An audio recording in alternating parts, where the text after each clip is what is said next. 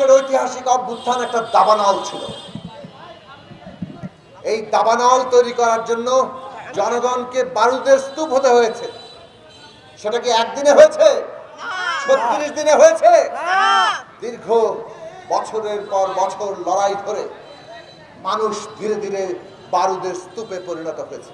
বিশেষভাবে 2011 সালে যখন শেখ হাসিনা তত্ত্বাবধায়ক সরকার ব্যবস্থা বাতিল করে দিয়ে পঞ্চদশ সংশোধনী করলো, তখনই পরিষ্কার বোঝা গেছে তারা আসলে একটা ফ্যাসিবাদী শাসন কায়েম করতে চায়,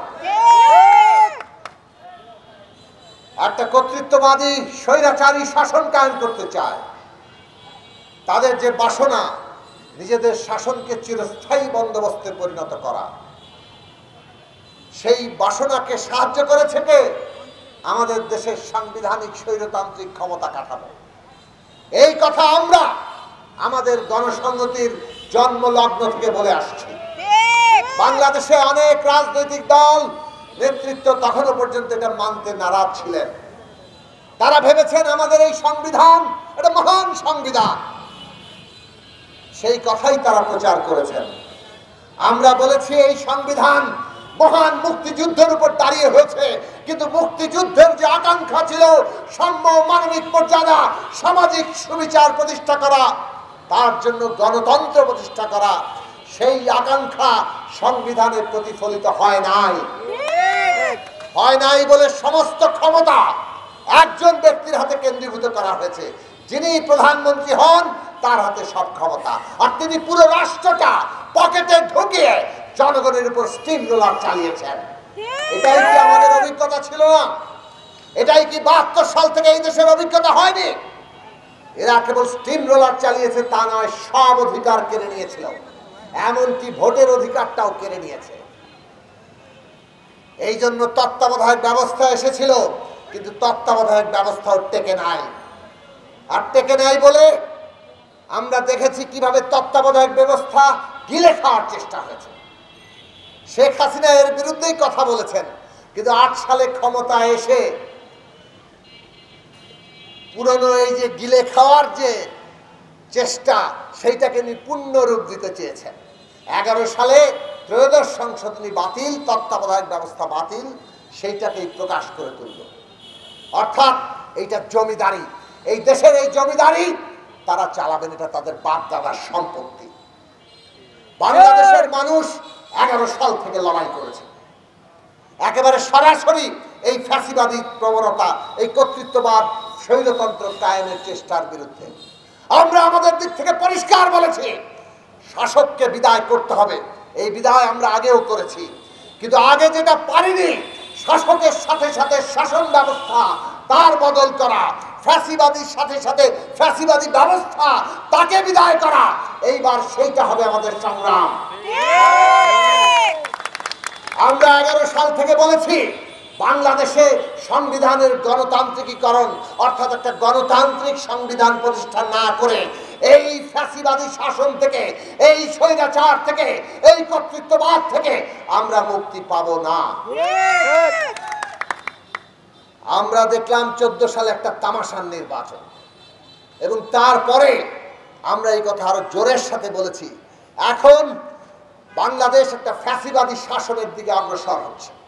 এবং এই কারণেই ফ্যাসিবাদী শাসকের সাথে সাথে যদি ফ্যাসিবাদকে, পুরো ব্যবস্থাকে আমরা বদলাতে না পারি, তাহলে বাংলাদেশের মানুষ এই লড়াই আর আসবে না।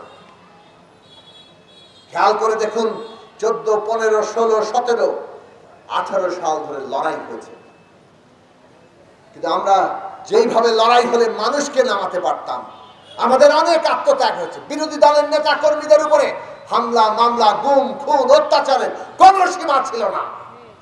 রাশের রাজত্ব কায়েম হয়েছিল, কিন্তু জনগণ তখনও ফুঁসে ওঠেনি। কেননা দাবানল তৈরির জন্য মানুষের যে বারুদের স্তূপ হওয়া দরকার, সেই স্তূপের তখনও পর্যন্ত গঠিত হচ্ছে। কিন্তু স্তূপে তো একটা স্ফুলিঙ্গ লাগে, বারুদের স্তূপ আপনা আপনি দাবানলে পরিণত হয় না। ওই স্ফুলিঙ্গটা আসে যখন মানুষের মধ্যে স্বপ্ন তৈরি হয়।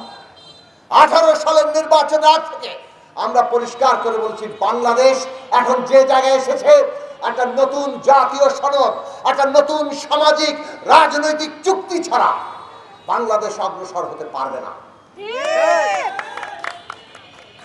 এগুলো সব কিছু আমরা জনসম্মুখে, জনসভায়, আমাদের কর্মসূচিতে, সমস্ত রাজনৈতিক সম্মেলনে আমরা পরিষ্কার করে বলছি।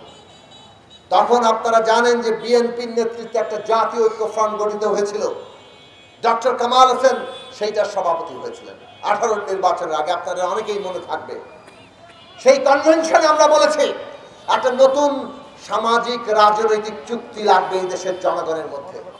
কেননা যে রাষ্ট্রটা আমাদের আছে, এটা যে চুক্তির বলে আছে, এই রাষ্ট্র দেশের বেশিরভাগ মানুষ, বেশিরভাগ দল সবাইকে রাজনৈতিক ব্যবস্থার বাইরে ছুঁড়ে ফেলেছে, খেলার মাঠের বাইরে ছুঁড়ে ফেলে দিয়েছে।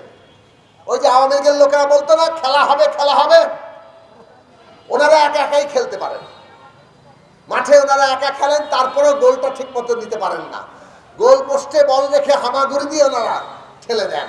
দেখলাম তো আমরা 24 সালের নির্বাচনে আমি দামি করে ফাঁকা মাঠেও ঠিক মতো নিজেরা গোল দিতে পারে না।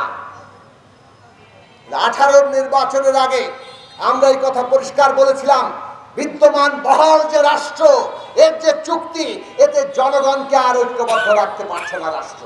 রাষ্ট্রের কাজ হচ্ছে জনগণকে ঐক্যবদ্ধ রাখা।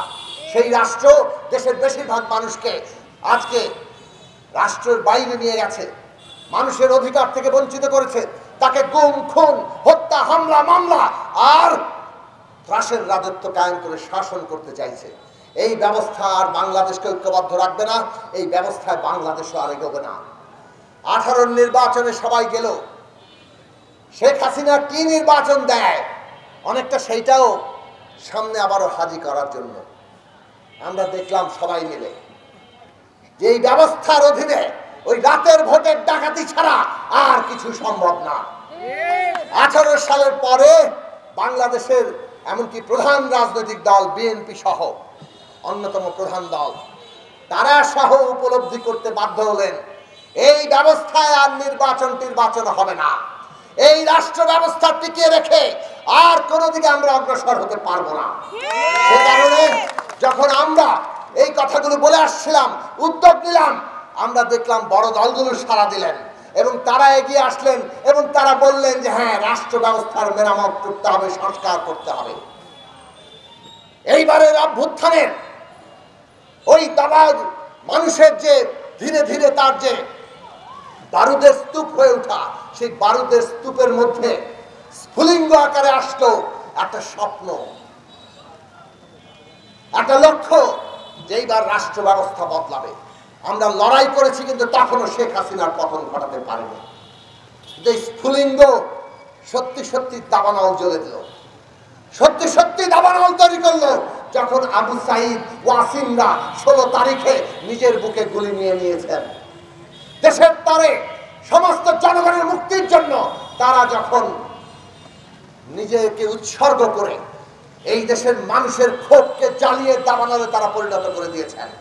কারণ একটা স্বপ্ন ছিল। আমরা দেখলাম ওই আত্মত্যাগ কিভাবে সারা দেশের মানুষকে ঐক্যবদ্ধ করেছে। মানুষ স্বপ্ন ছাড়া ঐক্যবদ্ধ হয় না।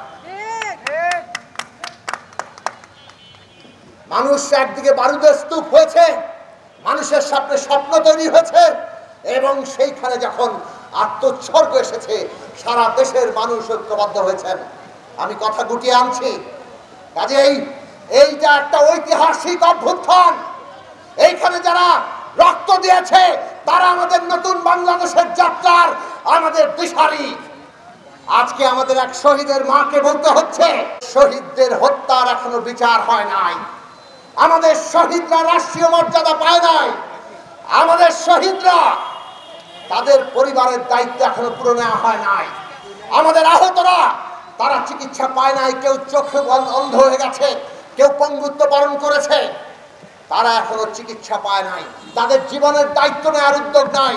অন্তর্বর্তী সরকারকে আমরা পরিষ্কার বলতে চাই, অভ্যুত্থানের উপর দাঁড়িয়ে আছেন, আপনাদের উপর দায়িত্ব ছিল, প্রথম দায়িত্ব শহীদের রাষ্ট্রীয় মর্যাদা দেবেন, তাদের সবার পরিবারের দায়িত্ব নেবেন, আহতদের সমস্ত চিকিৎসা এবং তাদের সমস্ত জীবনের দায়িত্ব নেবেন। এটা কোনো দয়া করুণা নয়। এই রাষ্ট্র নতুন পথে চলবে কিনা এটা হচ্ছে তারই নমুনা, তারই স্বীকৃতি।